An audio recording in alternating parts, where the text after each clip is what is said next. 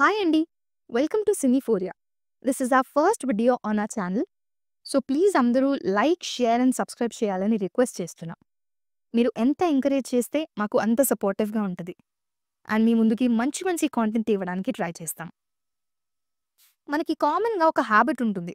Horror movies చూసేటప్పుడు ఎంత భయమేసినా ఆపకుండా చూస్తాం మనం. సో అందుకే మా ఫస్ట్ మూవీ రికమెండేషన్ మేము హారర్ జానర్ సజెస్ట్ చేద్దామని డిసైడ్ అయ్యాం. అండ్ ఆ ఫిల్మ్ వచ్చేసి 'ద మీడియం'. ఇది మనకి అమెజాన్ ప్రైమ్‌లో హిందీలో అవైలబుల్ ఉంది. కొన్ని ఫిల్మ్స్ ఉంటాయండి.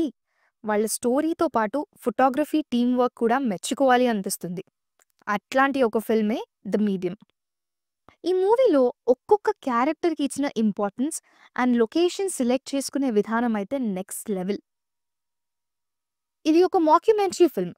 అంటే ఫిక్షనల్ ఈవెంట్స్‌ని తీసుకుని డాక్యుమెంటరీ లాగా తీయడం. నేను కూడా స్టార్టింగ్‌లో ఏదో డాక్యుమెంటరీ టైప్ ఉంది, ఏం చూస్తాంలే అని లైట్ తీసుకుందాం అనుకున్నా.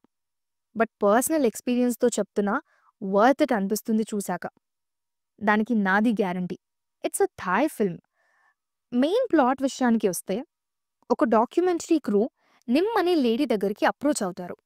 ఈ నిమ్ అనే వ్యక్తి బాయాన్ అని ఒక గ్రామ దేవుడికి మీడియం, అంటే కైండ్ ఆఫ్ విచ్ లాగా పనిచేస్తారు.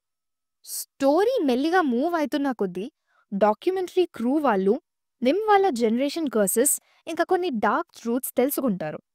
యాక్చువల్‌గా నిమ్ వాళ్ళ సిస్టర్ మీడియం అవ్వాలి. కానీ వాళ్ళ సిస్టర్ రిజెక్ట్ చేస్తారు. అండ్ ఆఫ్టర్ దాట్ చాలా స్ట్రేంజ్ యాక్టివిటీస్ అవుతుంటాయి వాళ్ళ ఫ్యామిలీలో. Strange occurrences, spiritual rituals and tragic events లాంటివి చాలా ఉంటాయి. అండ్ క్లైమాక్స్ మాత్రం చాలా క్రీపీగా ఉంటుంది.